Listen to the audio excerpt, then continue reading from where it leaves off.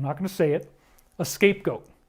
That's how he said it. My God, they made the N-word a scapegoat. And he was crying and sobbing and heaving. Well, what we found out was that during that meeting, he was called the N-word repeatedly, multiple times. This man, Bush Sr., was vicious. His teeth were bared. Look, you effing da-da-da-da. And he said all this kind of stuff to him. Now it is one of the most heartbreaking things. I mean, honest to God.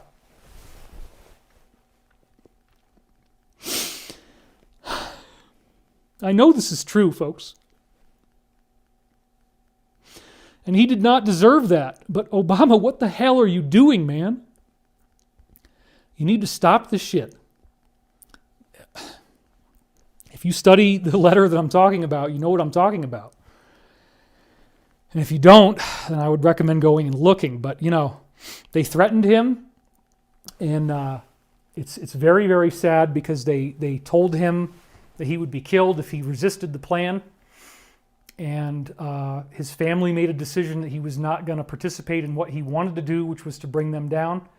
They hazed him very badly in the beginning. They buzzed Air Force One. And there's a whole other thing that I'm going to do later on about that.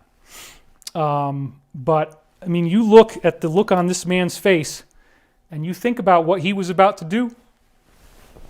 It's crazy.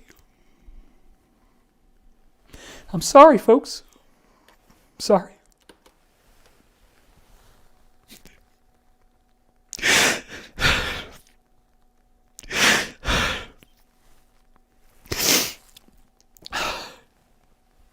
I don't like this. I don't like talking about this stuff. Some things I don't mind talking about. I don't like talking about this. What the hell are you doing, dude? You got to stop this. You can't. You got to make those calls, and you got to think about what you're doing. And you have to think about the steps that you people are taking and what you think is okay to get to the goal that you think you have. For God's sake, take the deal. Take the deal and stop this. There's a lot of people who are going to be able to get out of this, okay? But you have to take the deal and you have to cooperate.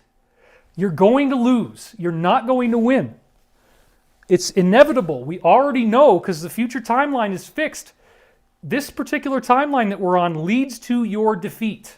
There is no getting around that. And you are just sore losers and you are not being in integrity. But you don't care. And you're putting us all through hell and it needs to stop. And we need to take a stand because you might hate this guy, okay? You might hate the guy. And I get that. But if you don't do this, we are screwed, man.